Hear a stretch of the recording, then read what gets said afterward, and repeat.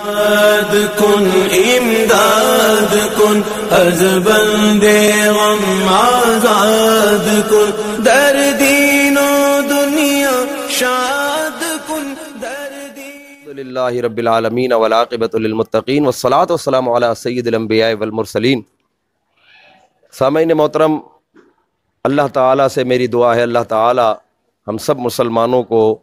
آج کی اس نشست میں بیٹھنے کی برکت عطا فرمائے اور دین و دنیا میں ہم سب کو کامیابی عطا فرمائے. تو بس ایک بات جو میں عرض کرنا چاہوں گا آخر میں، کہ جب دنیا میں عدل نہیں ہوگا تو پھر بھی وبائیں آتی ہیں. اور میرے آقا کریم علیہ الصلاۃ والسلام کے ارشادات کی روشنی میں کہ جب ظلم بڑھ جاتا ہے تو پھر معاملات اسی طرح کے پیدا ہو جاتے ہیں. ابھی دیکھیں نا کہ جب ظالم کسی پر ظلم کرتا ہے تو مظلوم کی آہ اور رب کے درمیان کوئی حجاب نہیں ہوتا، وہ ڈائریکٹ اللہ کی بارگاہ میں جاتی ہے. تو پوری دنیا میں اگر ہم سروے کریں تو کس طرح ظلم و ستم کے پہاڑ توڑے گئے. اگر ہم ہندوستان کی بات کریں تو ہندوستان میں مسلمانوں کے سینوں پر چڑھ کے کودا گیا، مسلمانوں کو جو ہے کہ ذبح کیا گیا، قتل کیا گیا، مساجد میں ان پر ڈنڈے برسائے گئے. اگر ہم کشمیر کی بات کریں تو کشمیر میں کس طرح ظلم ہوا، پوری یونائٹڈ نیشن اقوام متحدہ اس پر خاموش رہی، ساری دنیا کے بڑے بڑے حکمران خاموش رہے. کسی کو یہ بھی احساس نہ ہوا کہ انسان کو کس طرح بے دریغ قتل کیا جا رہا ہے. تو جب لوگوں پر اس قدر ظلم ہوگا تو کسی تو مظلوم کی آہ نے اللہ کی بارگاہ میں جا کر اس طرح فریاد کی ہوگی. تو اس فریاد کے سبب بھی یہ دنیا کے اندر جو کرونا وائرس آیا، اس کا ایک سبب یہ بھی ہے کہ ساری دنیا میں مسلمانوں کے ساتھ بھی ظلم و ستم ہوا، دیگر لوگوں کے ساتھ بھی ظلم و ستم ہوا.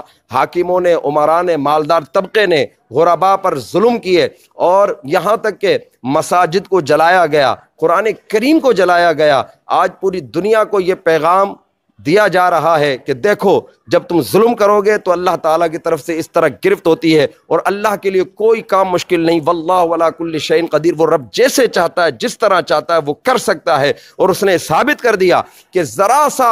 ایک کرونا وائرس دنیا میں آیا تو ساری دنیا جو ہے حیران ہو گئی، اور ساری تدبیریں، ساری سائنس، ساری ٹیکنالوجی ناکام ہو گئی، اور اس کی ویکسین تک بنانے میں ناکام ہو گئے. یعنی یہ ایسا اللہ کی طرف سے دیکھا جائے کہ ہماری ایک آزمائش بھی سمجھ لو، ایک ہمارے گناہوں کی سزا بھی سمجھ لو، جس طرح بھی لو. اور دنیا میں بھی جو دنیا میں ہو رہا تھا چاروں طرف، آج پوری یونائٹڈ نیشن جو ہے کہ دعائیں کر رہی ہے. بڑے بڑے جو سپر پاور طاقتیں تھیں وہ اللہ کی دعائیں کر رہے ہیں، اور کئی تو قرآن سن رہے ہیں، نمازوں کی طرف جا رہے ہیں، سجدوں کی طرف جا رہے ہیں. یعنی ساری دنیا کو یہ پیغام مل گیا کہ اللہ وحدہ لا شریک اور محمد مصطفیٰ صلی اللہ علیہ وسلم کے رسول ہیں. اگر چھٹکارا چاہتے ہو کہ اس عذاب سے اللہ ہمیں نجات عطا فرمائے، تو اب بھی وقت اللہ اور اس کے رسول کی بارگاہ میں آ جاؤ. اور وہ سارے یونائٹڈ نیشن والے جنہوں نے کشمیریوں کی فریاد نہیں سنی، جنہوں نے ہندوستان کے تڑپتے ہوئے مسلمانوں کی فریاد نہ سنی، ہندوستان میں جس طرح مسلمانوں پر ظلم ہوا، اسی طرح پاکستان میں جو عمراء کا طبقہ ہے، مالدار طبقہ ہے، جو غرباء پر ظلم و ستم کے پہاڑ توڑتا ہے، غریب کی بات سنی نہیں جاتی، مظلوم کی فریاد کو سنا نہیں جاتا. تو جب اس طرح کے معاملات ہوئے تو آج اللہ تعالیٰ نے ایسی گرفت فرمائی ہے کہ ہر آدمی خوف زدہ ہے، ہر آدمی ڈر رہا ہے، ہر آدمی کانپ رہا ہے کہ نہ جانے ہمارے ساتھ کیا ہونے والا ہے، نہ جانے ہم اس وائرس کا شکار نہ ہو جائیں. تو اس دور میں یہ پیغام ہم کو مل گیا کہ جب عدل نہیں ہوگا، انصاف نہیں ہوگا، ظلم و ستم کا راج ہوگا، مظلوم کی فریاد رسی نہیں ہوگی، کوئی کسی کو جناب علی پرسان حال نہیں ہوگا، ہر جگہ ظلم و ستم کا بازار گرم ہے. اوپر سے لے کر نیچے تک اگر دیکھا جائے تو غریب کی اور مظلوم کی اور مظلوم طبقے کی فریاد سننے کو کوئی تیار ہی نہیں ہے. تو عدل جب تک نہیں ہوگا، عدل کا نظام قائم کیا جائے، ملک پاکستان میں بھی عدل کا نظام قائم کیا جائے. ساری دنیا جانتی ہے کہ یہاں دو نظام ہیں، مالداروں کے لیے، وڈیروں کے لیے الگ نظام ہے، غرباء کے لیے الگ نظام ہے. اگر مالدار کسی کے حق پر قبضہ کر لے تو کوئی اس کا حق دلانے کے لیے تیار نہیں ہوتا، بلکہ یہ کہہ کر مظلوم کو بھگا دیا جاتا ہے کہ تو اتنی بڑی شخصیت کے لیے بات کر رہا ہے. ظالم تو ظالم ہوتا ہے، چاہے وہ کوئی بھی ہو، مالدار ہو یا غریب ہو. تو نہ مالداروں کے لیے بھی، بڑے بڑے طبقوں کے لیے بھی یہ پیغام ہے کہ اب بھی وقت ہے، اپنی اصلاح کرو، اور غریبوں جو ہم لوگ ہیں، غریب طبقہ ہے ہمارا، مظلوم طبقہ ہے، ہمارے لیے بھی اصلاح ہے کہ ہمیں بھی چاہیے کہ اصلاح کریں، تو عدل قائم کرنا چاہیے۔ میں آپ کو صرف ایک مثال سیدنا فاروق اعظم رضی اللہ تعالیٰ عنہ کے حوالے سے دے رہا ہوں کہ فاروق اعظم رضی اللہ تعالیٰ عنہ کا دور تھا تو آپ کی عادت تھی کہ آپ گشت فرمایا کرتے تھے اور اپنی رعایا کی خبر گیری کیا کرتے تھے کہ میری رعایا کس حال میں ہے،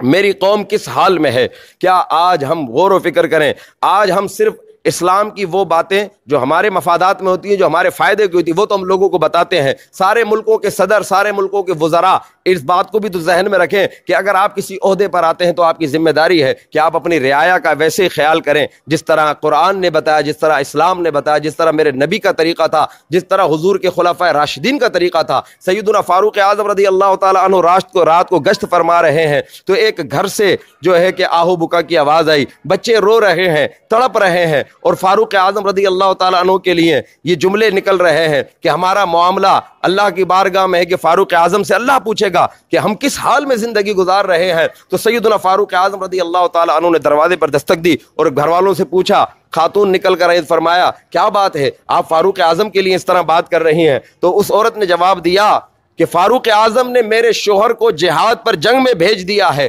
اور گھر میں پیچھے چھوٹے بچے ہیں، اب بچے مجھ سے کھانا مانگ رہے ہیں تو میں کہاں سے اپنے بچوں کو کھانا کھلاؤں، تو میرے بچے بھوک کی وجہ سے رو رہے ہیں، میرے بچے تڑپ رہے ہیں، تو میں اس وجہ سے ایسی باتیں کر رہی ہوں۔ تو فاروق اعظم کی آنکھوں میں آنسو آ گئے، آپ اپنے بیت المال میں گئے، بیت المال سے آپ نے اناج کا جناب علی وافر مقدار میں سامان لیا، گوشت کا اہتمام کیا، وہ کھانا لے کر آئے، اس عورت کے گھر کے دروازے پر دستک دی اور آپ نے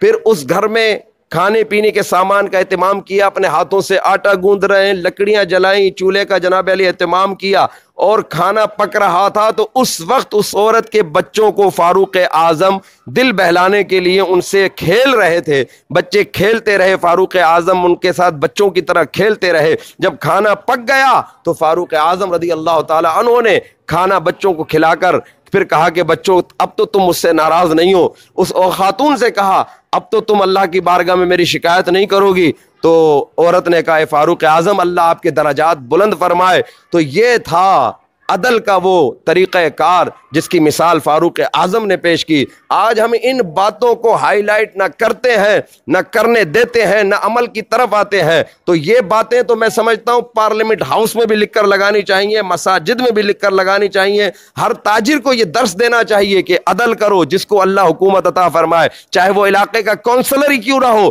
کونسلر بننے سے پہلے اسے فاروق اعظم کے سارے واقعات یاد کرائے جائے۔ اگر تم اس طرح انسانیت کی خدمت کر سکتے ہو تو تمہیں یہ منصب دیا جائے گا، اور اگر نہیں کر سکتے تو پہلے ہی انکار کر دو۔ مگر یہ اہتمام ہمارے ملک پاکستان میں نہیں ہے۔ اللہ تعالی ہمیں ان باتوں پر عمل کی توفیق عطا فرمائے۔ تو ملک پاکستان میں جو نظام چل رہا تھا، پوری آپ لوگ کہیں گے کہ پوری دنیا اس وائرس کا شکار ہے، ہم نے کہا ہاں بالکل پوری دنیا اس وائرس کا شکار ہے۔ تو پوری دنیا کو بھی تو ہلایا جا رہا ہے کہ تم کس طرح لوگوں پر ظلم کر رہے ہو، تو ظالموں کو سبق بھی سکھایا جاتا ہے۔ ہم بھی اپنے اوپر ظلم کرتے ہیں تو ہمیں بھی اپنا احتساب کرنا ہے، اور انشاءاللہ العزیز ہم کریں گے۔ ہم نے سچے دل سے توبہ کی ہے۔ لوگ آج مسجدوں میں کیونکہ پابندی ہے، مسجدوں میں نمازی نہیں آ رہے ہیں، اور ہم نے خود بھی منع کر دیا کیونکہ گورنمنٹ کے جو اعلانات کے مطابق ہم جو ہے کہ گورنمنٹ کے خلاف نہیں جا سکتے۔ دعا یہی ہے کہ مسلمانوں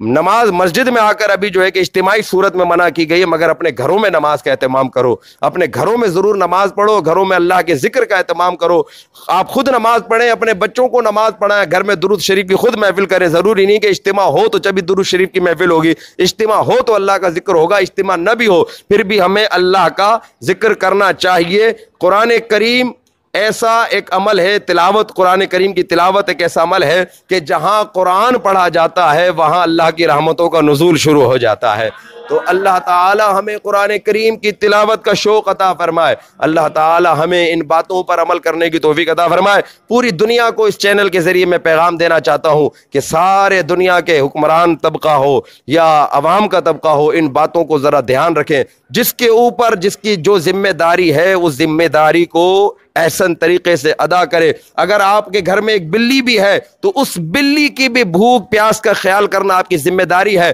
معراج والی رات میرے آقا آقا کریم علیہ الصلوۃ والسلام نے دیکھا کہ ایک عورت کو عذاب دیا جا رہا ہے، پوچھا اس عورت کو عذاب کیوں ہو رہا ہے؟ تو جواب دیا جبریل امین نے کہ یا رسول اللہ صلی اللہ علیہ وسلم، اس نے گھر میں ایک بلی پال رکھی تھی مگر اس بلی کے کھانے پینے کا اہتمام نہیں کرتی تھی، خیال نہیں کرتی تھی، اس وجہ سے اسے جہنم میں یہ عذاب ہو رہا ہے۔ تو ہم دنیا میں جب انسانوں کا خیال نہیں کریں گے تو اس وجہ سے یہ عذاب ہماری طرف آیا ہے، اس وجہ سے مصیبت ہماری طرف آئی ہے کہ ہم نے لوگوں کے حلق سے لقمے چھیننا شروع کر دیے، ہم نے لوگوں کے پر ظلم و ستم کے پہاڑ توڑنا شروع کر دیے۔ پوری دنیا میں انسانیت پر ظلم ہو رہا ہے، میں صرف مسلمان کی بات نہیں کرتا، انسانیت پر پوری دنیا میں ظلم ہو رہا ہے، مگر کوئی جناب علی پرسان حال نہیں ہے دنیا کی سپر طاقتوں کو بھی یہ پیغام پہنچے، اپنی زبان میں ٹرانسلیٹ کر کے بتائیں کہ آپ نے جو ظلم و ستم کے پہاڑ توڑے ہیں یہ اس وجہ سے ہے۔ اور مسلمانوں کو خاص طور پر میرا پیغام یہی ہے کہ اے مسلمانوں، اب وہ وقت آ گیا ہے کہ اللہ کی بارگاہ میں سچے دل سے رجوع کرو، سارے وہ برے کام جو کرتے آئے چھوڑ دو، اب بھی وقت ہے، اب بھی وقت ہے۔ اور یاد رکھنا جب موت آتی ہے تو کسی کو مہلت نہیں دی جاتی، اور جس کی موت جس طرح لکھی ہے اس طرح آئے گی۔ اے مسلمانوں، توبہ بھی کرو، احتیاطی تدابیر بھی اختیار کرو، اور اللہ اور اس کے رسول پر بھروسہ بھی رکھو کہ اللہ اور اس کے رسول انشاءاللہ العزیز ہمیں اس مصیبت سے نجات عطا فرمائیں گے۔ اور وہ وقت آئے گا انشاءاللہ ہم دیکھیں گے کہ اس وبا سے ساری دنیا کو نجات ملے گی انشاءاللہ العزیز، مگر ضرورت اسی بات کی ہے کہ اللہ تعالی ہم سب کو سچے دل سے توبہ کی توفیق عطا فرمائے۔ وما علی الا البلاغ المبین۔ امداد کن از بند غم آزاد کن، در دین و دنیا شاد کن، در دین